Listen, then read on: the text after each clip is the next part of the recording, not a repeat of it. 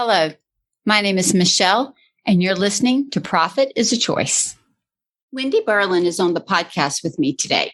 Wendy has worked with business owners for over 25 years to guide them with business development, tax, and cash flow strategies. She has a very direct and clear communication style, and she'll help business owners understand a topic that brings much fear and trepidation. And so today, we're going to talk all things taxes. Every day, empowered entrepreneurs are taking ownership of their company financial health and enjoying the rewards of reduced stress and more creativity.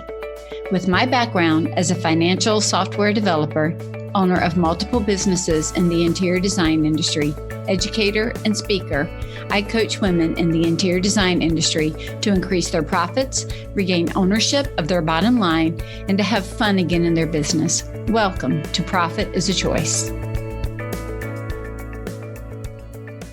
Hey, Wendy, welcome to the podcast. Thank you. So you are an accountant and you have worked for years with all kinds of business owners, helping them do all the accounting things. But recently you have switched your business model and you are doing a lot in the area of education. Did I get that right? Correct. I did 25 tax seasons. Oh my gosh. And I said, enough. It was so hard on me, my health, my family, that I decided to take my knowledge and take the questions I've gotten over the last 25 years and educate. Because when you're working tax season, you don't really have time to educate. So I really am passionate now about taking all those years of knowledge and sharing them with the business community. Awesome. So tell us a little bit about your background then. So tell us about the 25 years, the 25 tax seasons that you had to go through. You know, I don't know if everybody knows this, but I'm going to throw it out. A lot of the accountants that I have worked with over the years, literally right after April 15th, many of them schedule a 1 to 2 week vacation because they are so exhausted. Yeah. I think the busiest season, and I could be wrong, so if I am, you can correct me, but the busiest season for accountants, like almost, I would say the time they feel the most beat up is January to April, if not December to April, because they're doing all those year-end closes. They're hit with all of the tax implications in January, where people are trying to figure out what did they need to pay for the prior year because of the January 15th date. Right behind the January 15th date is the March 15th date for corporations. Right behind that is all the rest of us, you know, for personal and LLC, all of those dates, April 15th.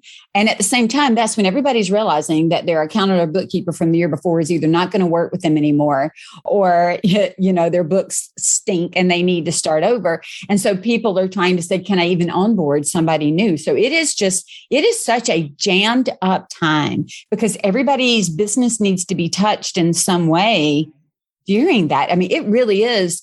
There's a lot of pressure in there. It is. And I think when you're a people person, so I'm a people person, I'm people first, work second.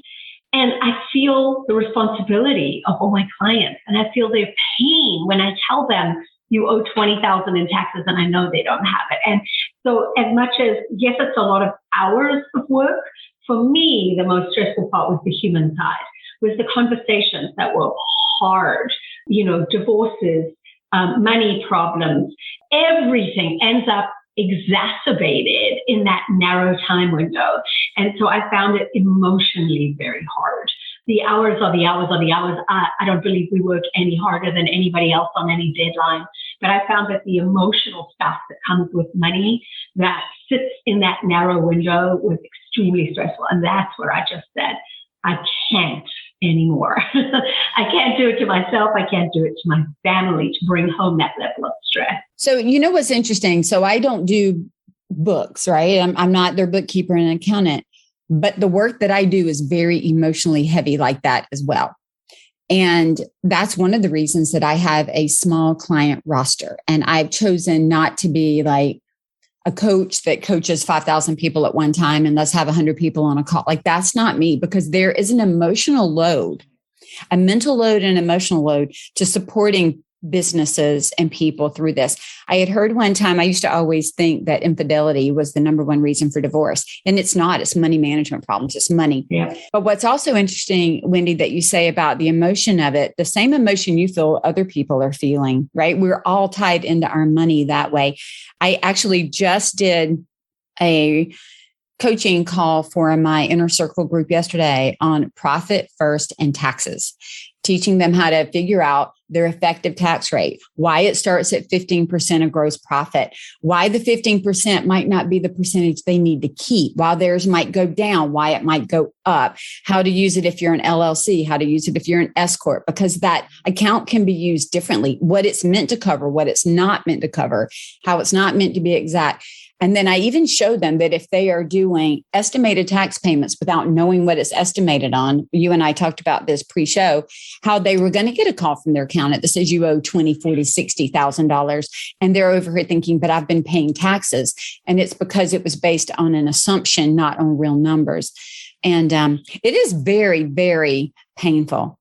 I also am the type of coach that I'm risk averse. I'll just tell you that before we jump into our conversation. I'm risk averse. I don't like it. But I also think that there are things that we can do to mitigate risk and to take deductions that we need to be able to take. And so finding the educator like you or the accountant that is not trying to push you off the cliff. I tell mine all the time, get me to the edge of the cliff that's not going to raise an audit flag and I'll go there. Don't push me off the cliff. Like, I don't want to do stuff that's like raising audit flags and having people coming after me. And that's the way that I advise the people that I work with when they talk to their accountants and bookkeepers, so that we understand the risk we're taking with the actions that we are choosing to engage in our company with regard to financials. So that's kind of going to be our conversation today, because you served your time you served your time with tax prep, and now you offer all types of opportunities for people to learn about taxes and saving. And we'll add all of that into the show notes, so I'm sure we'll talk about it as we go through. But what made you go the route when you decided that you'd had enough of individual tax prep to say, let me start kind of carrying the banner and waving the flag for tax deductions that maybe people are missing or aren't taking, or that could be looked at in a different way? Because the rules change all the time. You know, it's they shifting. Do and they don't. They do and they don't. That's true. So when you're running a busy accounting and tax firm, do our best to educate. And people would always say, oh, wow, nobody's ever told me that before. People who've been in business for 20, 40 years would say to me, wow, no one's ever explained that to me before. And I'm thinking, how's that possible? But most accountants don't want to teach. They don't have the patience. They don't have the personality. They don't enjoy it.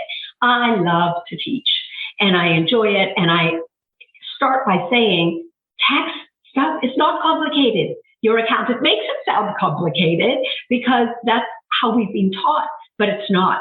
There is nobody that I cannot teach how to find more tax deductions.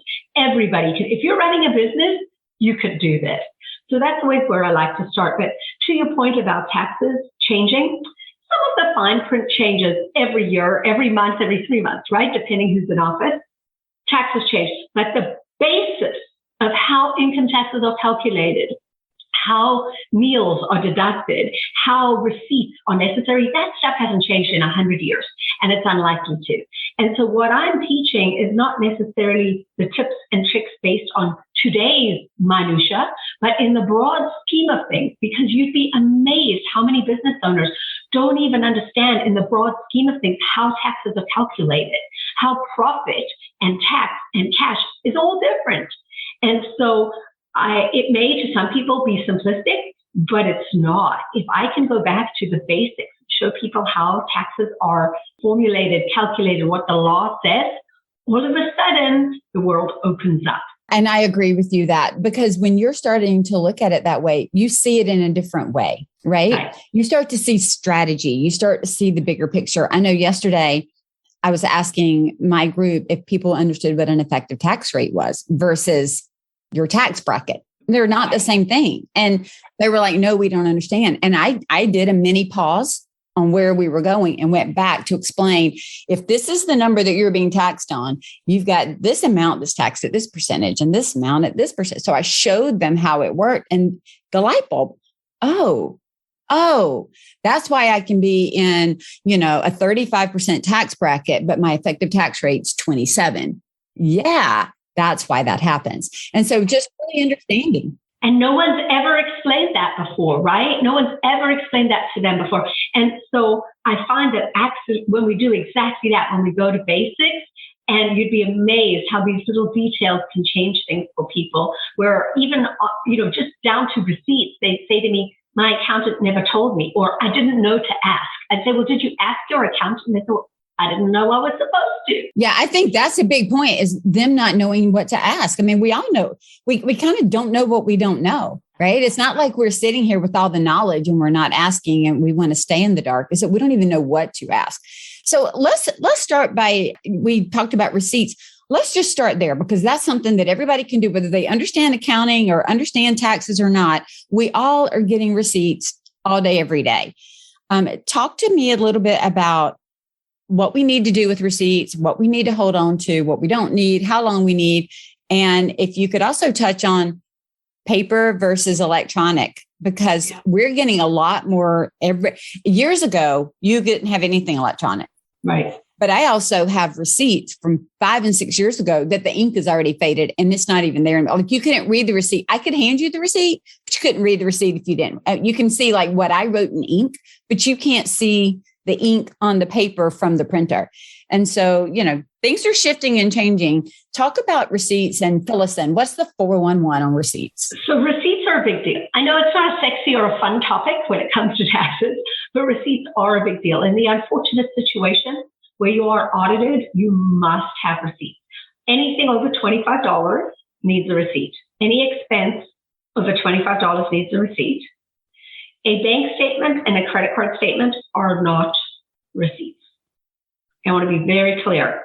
A bank statement and a credit card statement are not a receipt. And here's why. Think about it. It totally makes sense. I can go to Target. I can buy any manner of things there. Clothes, household supplies, business supplies, gifts. And so when your credit card statement says Target, $125, that's not a receipt, because that's not a proof of a business expense. The IRS cannot tell what you spent, what you purchased at Target. So please, bank statements and credit card statements are not a receipt. I hear that every day. The way to keep your receipts is however you'd like. The IRS has no rules about how you keep your receipts. If you're a good old-fashioned paper person, paper's fine. If you're an electronic person, PDF is fine. In case of an audit, what they ask for is a stick drive. So they'll ask you to send your PDF receipts on a stick drive to them. And they don't need to be organized. They don't need to be alphabetized. They don't need to be in any beautiful form. If you'd like to, then that's your thing by all means, but not required.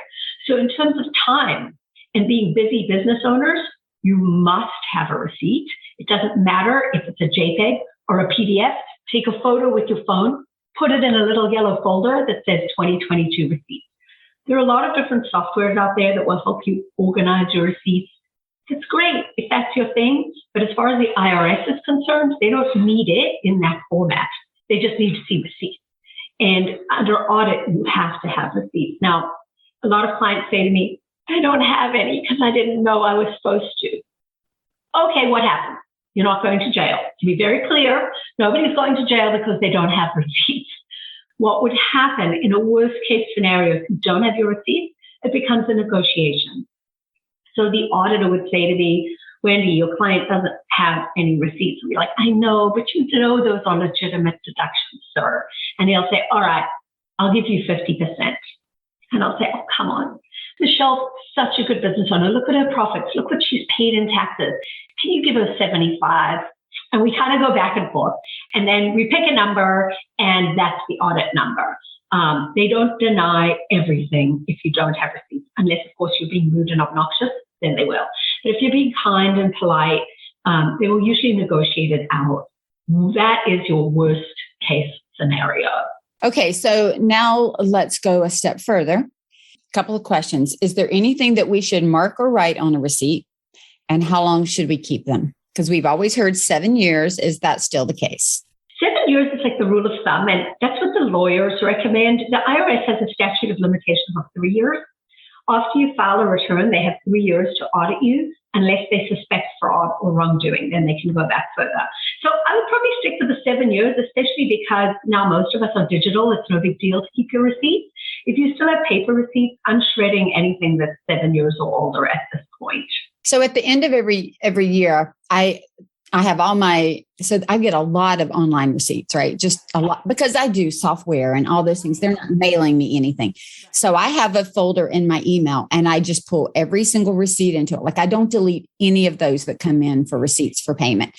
But I also then have a physical folder for all of the going out to a meal or buying something at a store where I have a paper receipt, and I put them in the folder. And at the end of every year, after I go through them all and talk to the accountant and we wrap up that year, I put them into a manila folder. I write the year and I put the information and I store them so that in my, physical day-to-day space, it's not taking up space. That way I can always go back and pull them if I need to. And so that has worked well for me. Or you could get a teenager once a year to come and scan that envelope for you. Yeah, totally could. Interns could do that for some of you that are looking for things to do. I put my teenager to work. Yeah. The other thing that I tend to do is make notes on paper receipts, especially if we're going out to a meal. Yeah. Or if it's something if it's a printer, because I went to Best Buy and bought a printer, it says printer, HP printer. I don't need to do that. But if it is a receipt where you cannot tell, to your point earlier, I will make notes on what I bought, what it was, and so that I have that on there if it were to ever come up as a question. That's awesome. And that is absolutely the right way to do it. For those of us who are a little less diligent, or I don't do that, but that is the right way to do it. On audit, when they ask for your receipts, they don't know whether you wrote that today or yesterday or a year ago. So where I have clients that have been audited, what we do is we pull the calendar and we go through the receipts and we're like, had lunch with Wendy Barlin, had lunch with Michele Williams, had lunch with Mr. Smith.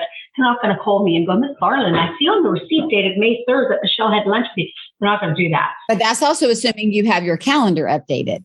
And so, right? I mean, at some point we've got to keep something that proves the legitimacy, especially for meals. And I think that's probably more than anything else, because most of the rest of it. There is no proof. That's my point. And you're right. There is no proof. Yeah. And so receipts, because if you have that receipt and you're somewhat creative about the business purpose of that meal, impossible for them to make a judgment call whether that was true or untrue. But a receipt, either you have or you don't have. That's right. So yes, I totally agree with you. If you can keep track of the business purpose of the meal and who you ate with, that's always best. But if you're like me and you're like the 80-20 rule and you just don't get to that, then as long as you have your receipt, you'll be fine. Okay, perfect. Okay, and we talked about how long we should keep records for.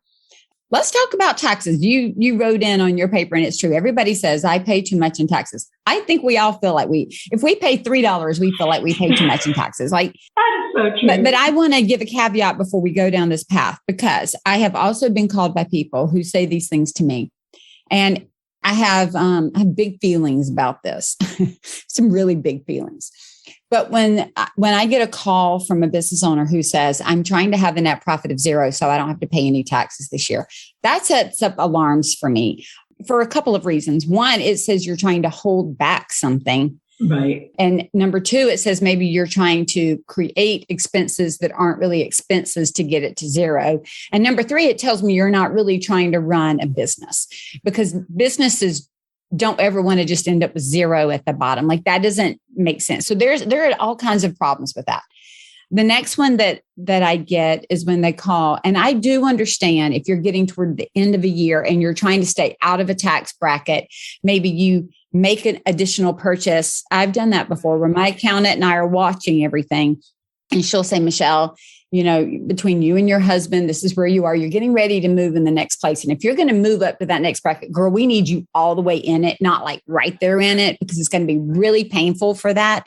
So what we need you to do is there anything that you had already planned to do that is not going to ruin your cash flow at the beginning of the year?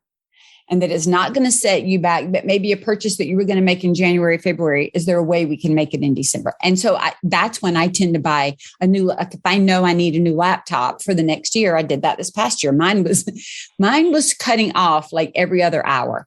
But I also knew in December wasn't the time for me to set up a whole new laptop, but I went ahead and bought it.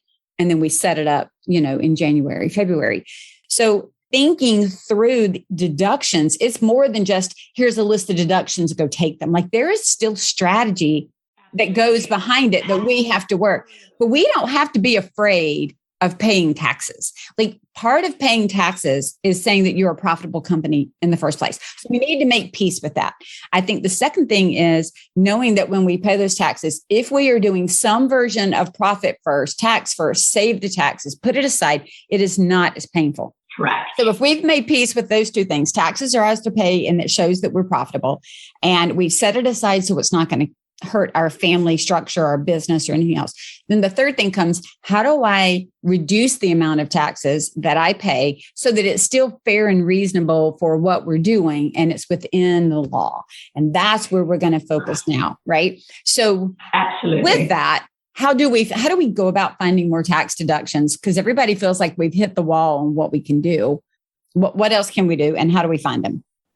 So I think the most important thing first is to look in the mirror, and you alluded to this earlier about being a risk taker or a risk averse. So I never worked with a client who said, I refuse to pay taxes. I'm not paying any taxes. I mean, that's just silly. Those are not people that we want in our world, right?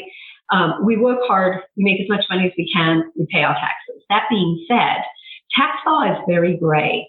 And so for everybody, we need to look in the mirror and say, I am a big risk taker, and I am willing to roll the dice to save money on taxes. And other people will say to me, Wendy, I never want to get a letter. I don't care if I overpay. I never want to get a letter. I don't want the IRS coming sniffing around my house. And so it's important for us as your advisors to know who you are, and for you to know who you are, so that what your neighbors are doing and your friends are doing and your book club buddies are doing, you don't go there. You stay in your lane. This is what's important to me. This is what's important to my family. And I always like to start with that, because I think too often I listen to podcasts, I read books, and I hear some great strategies, but in my stomach, they hurt. And if they hurt in your stomach, don't do it. Right. Don't do it. With the whole risk averse and risk taker, you have to also think about, we all have to think about, if I get a letter and if this comes back, am I willing to pay the penalties, and am I able to pay the penalties? Because if they change something or come back on something and you're not able or willing to pay the penalties, it may not, even if you are a risk taker, it might not be worth it to you for what's going to come on the other side. So I think I guess what I'm saying is most of us are not either a risk taker or risk averse. It's a continuum, and we're somewhere in there. And we have to kind of look at each strategy potentially and say, I'm willing to risk it on these, but I'm not willing to risk that. So we can have different tolerances. Right. And some people will ask me, people will say to me, what will happen if I do this? What's the worst thing? And I'll tell them, you're not going to jail. You're not Beyonce. You don't owe them enough money that you would ever go to jail. This is what the worst that would happen to you. This is, if you got away with it, how it would be.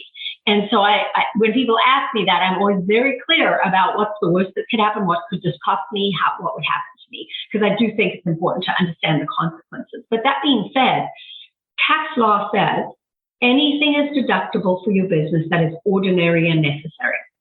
That's all it says. One line. Saves you 4 years of college. But seriously, that's what tax law says. Anything is deductible that is ordinary and necessary. So from this day forth, anytime you spend $1, you're going to say to yourself, is this ordinary and necessary for my business?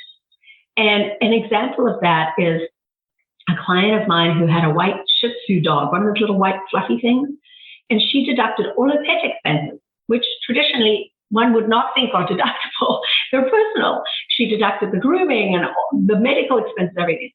And she got audited one year, not because of that. She got audited for something else. And the IRS agent looked and he went, pet expenses? Really? What's your business purpose? And she was able to show how her dog is on her website.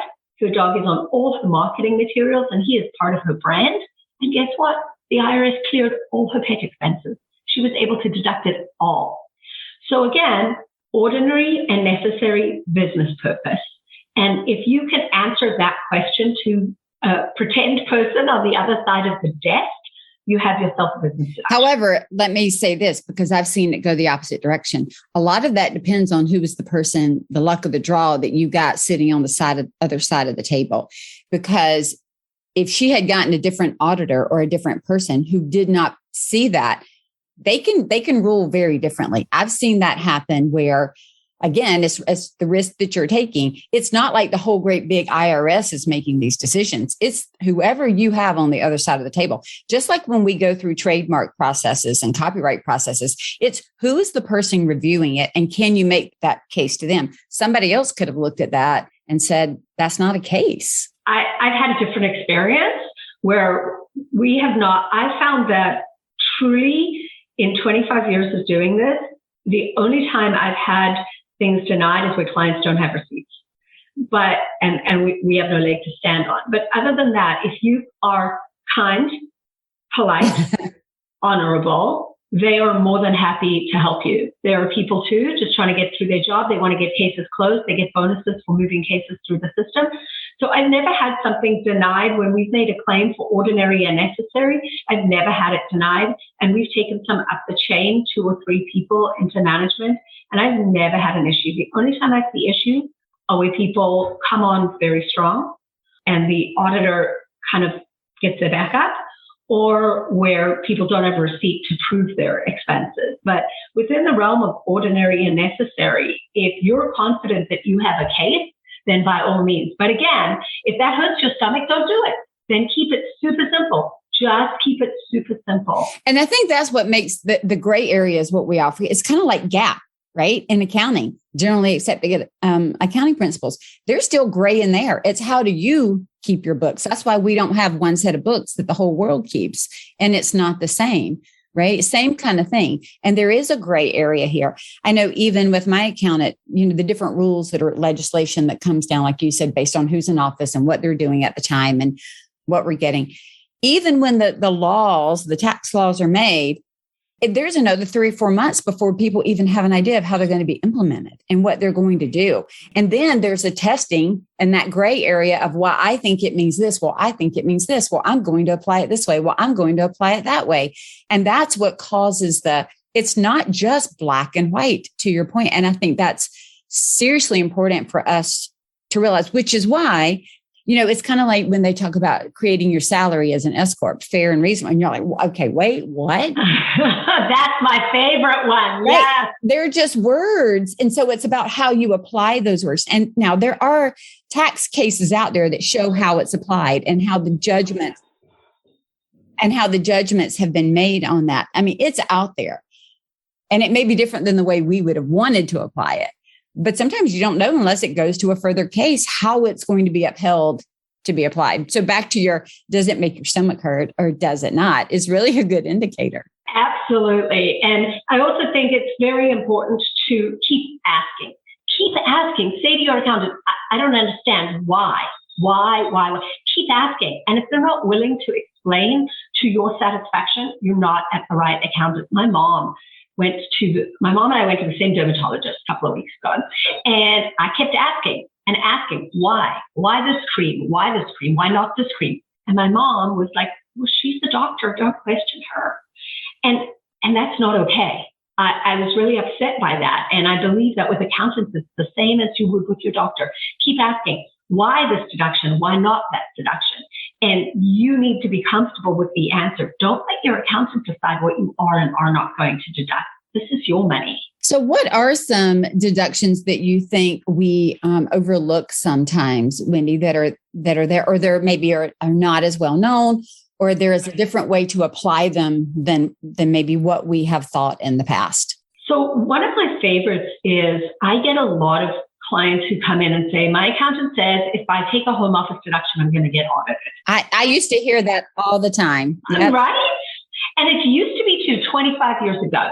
In 1998, between 1998 and 2000, I did have clients where the IRS would show up and show a badge and say, let me see your office.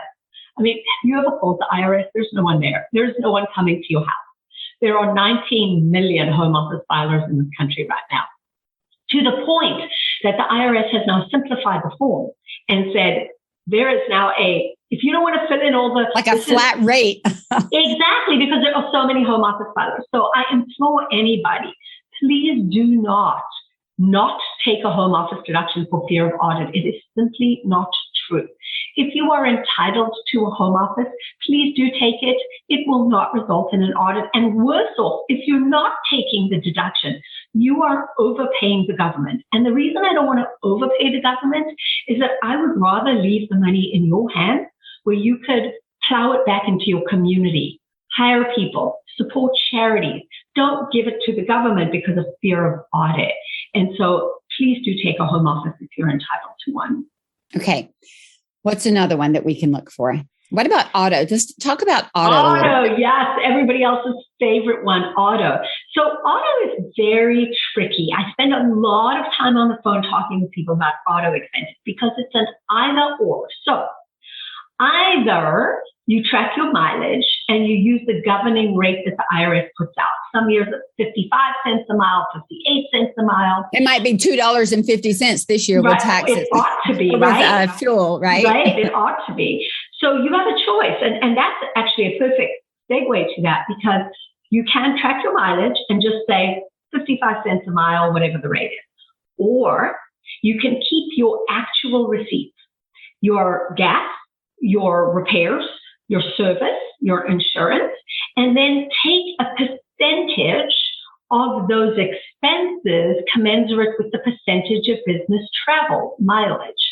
So you have a choice. And again, it comes back to good record keeping, right? Because when it comes to the end of the year, when I have that discussion with you, I don't know which is better for you until I see your receipts.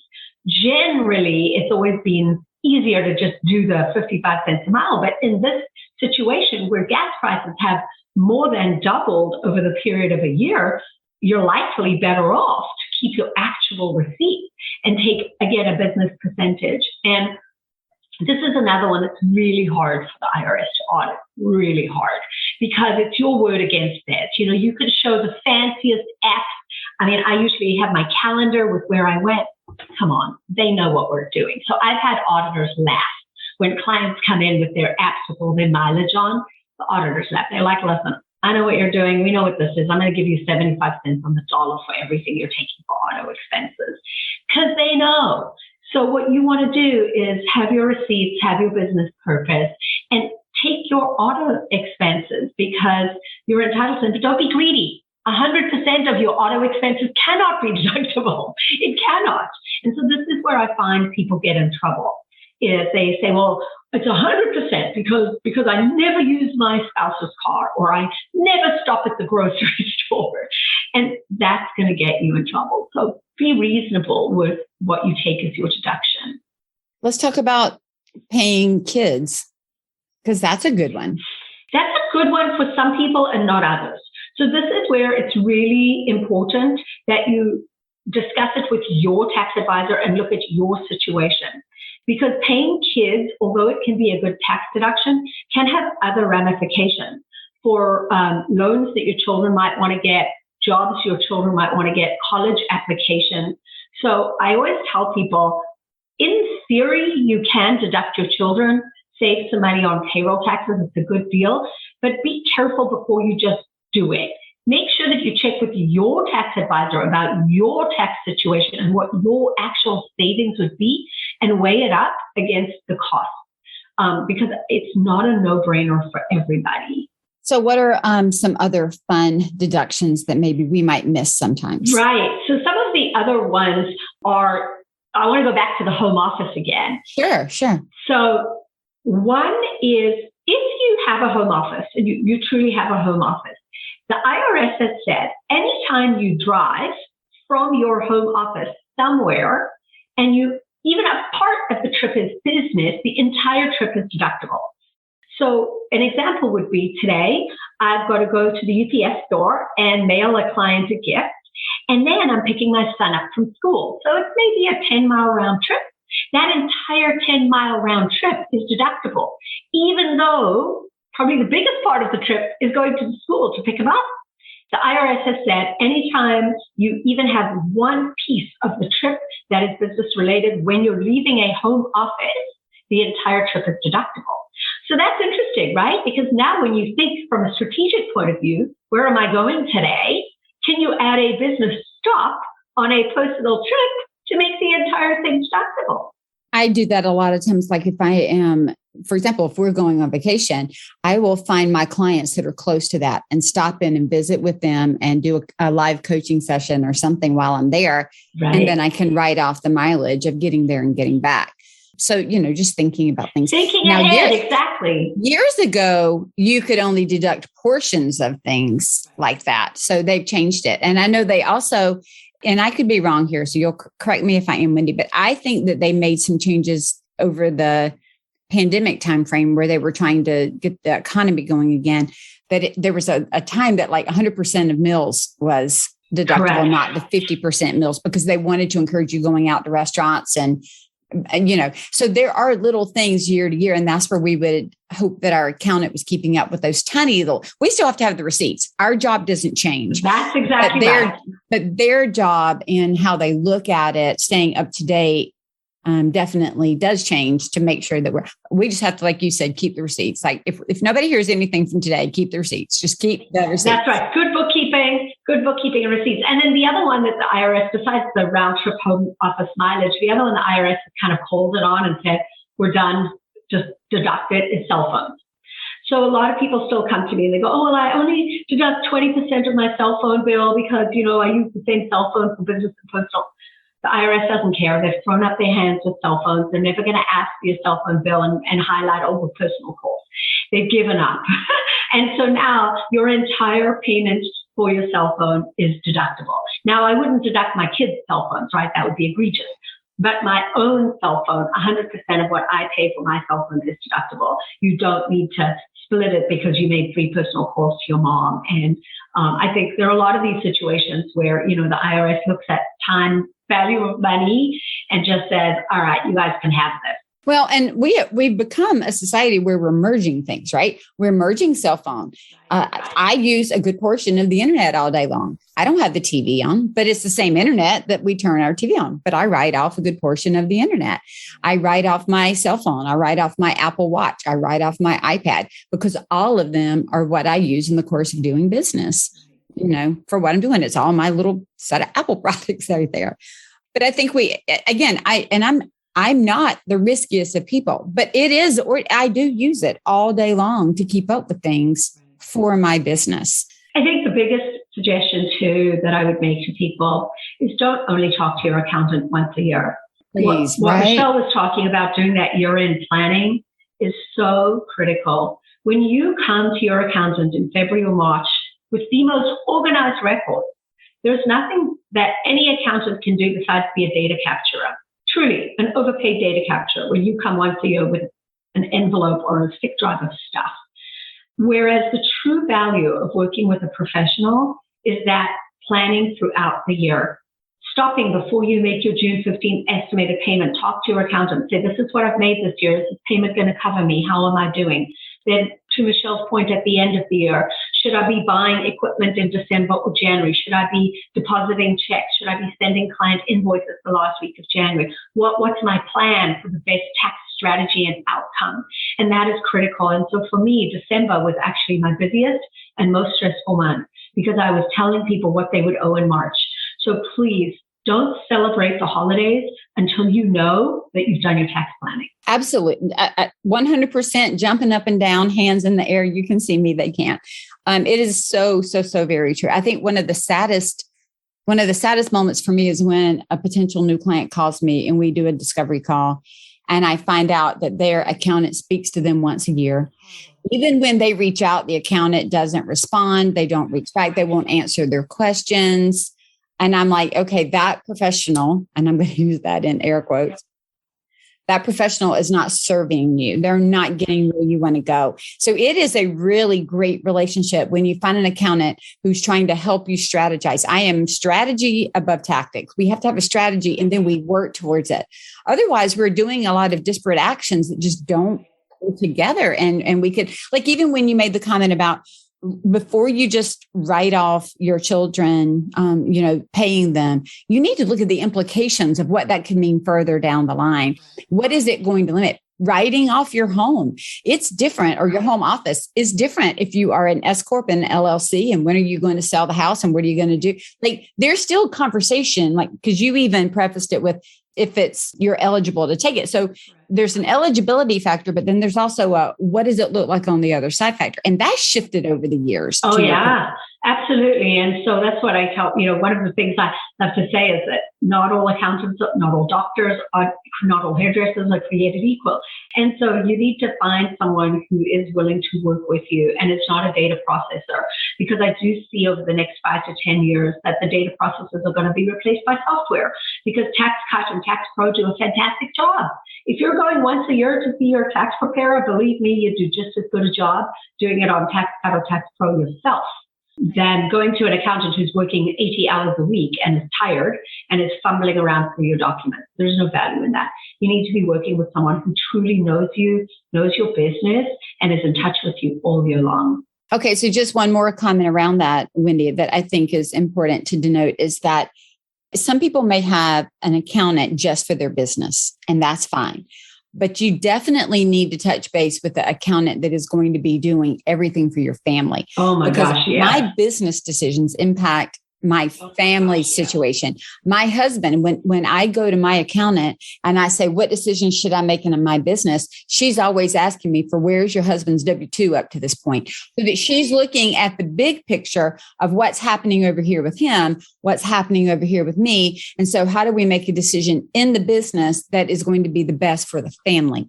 And so again, if you have multiple accountants, you need to find some time before you make these really big decisions to pull all of that together under one umbrella, so that you're not making a decision in the business that is going to hurt the family, and vice versa. That's a great point. There's very rare situations where I recommend splitting it up. I mean, sometimes you have to, and you have different accountants for business and personal, but it's very hard for anyone to give you strategic advice when they're not involved in every piece of your life.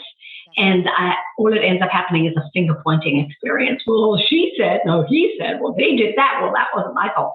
So most of the time I would tell people, if there's any way to keep it all under one roof, where somebody has a 2,000-foot view of your life and can really dig in, you're better off than going, oh, well, my personal accountant's only $300, so I'm going to have him do my personal taxes.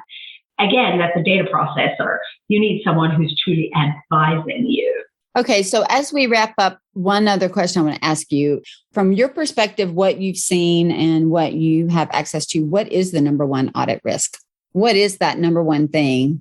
Salary. S corporation owners not running themselves a salary. You mean like paying themselves $10,000 and then having a profit of $3 million, something like that? It's a problem? Yeah.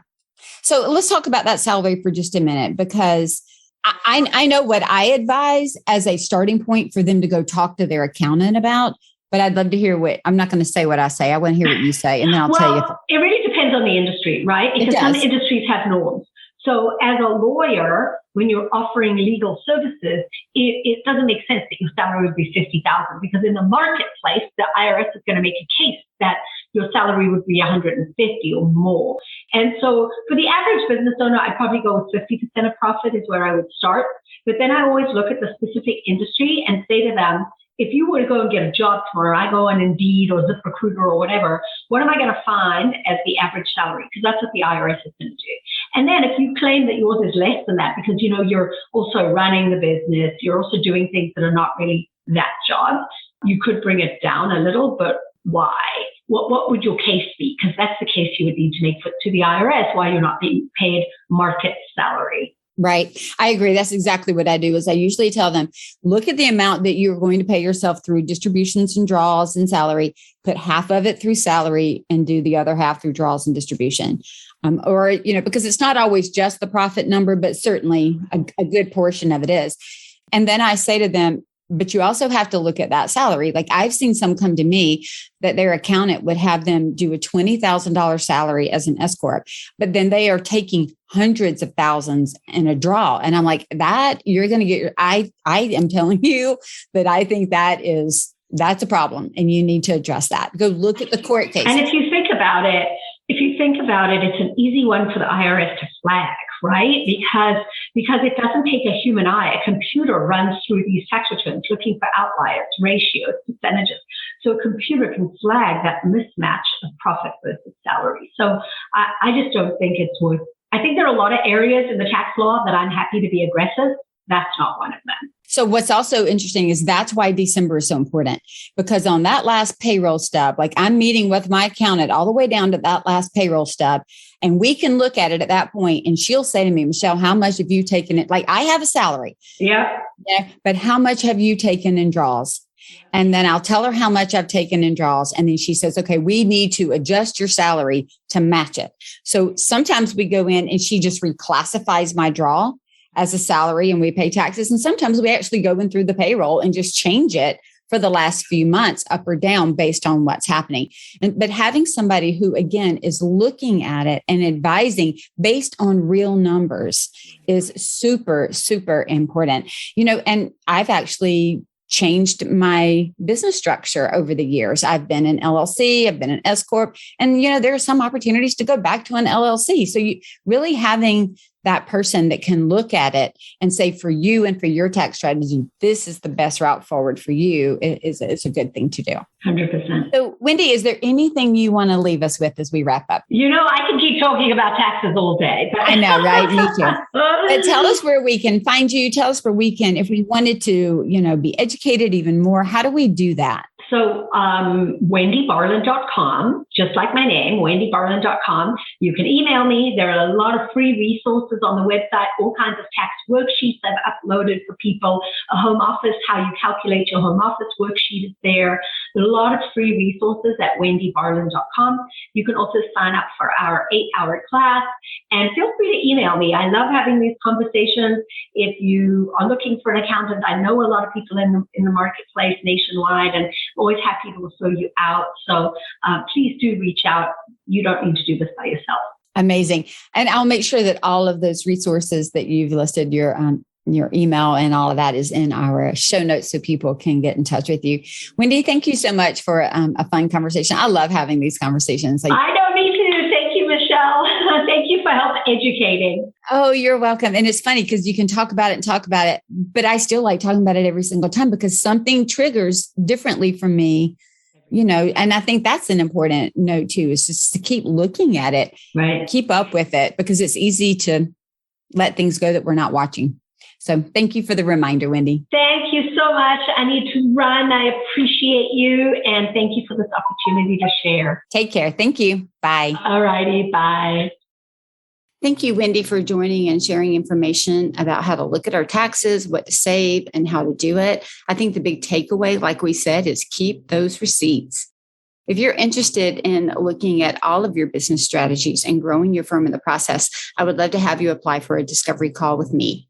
Let's talk about what you need to move forward, what we need to do to help your firm grow, and see how we can work together. Choose to be profitable because profit doesn't happen by accident. Profit is a Choice is proud to be part of the designnetwork.org, where you can discover more design media reaching creative listeners. Thanks for listening and stay creative and business minded.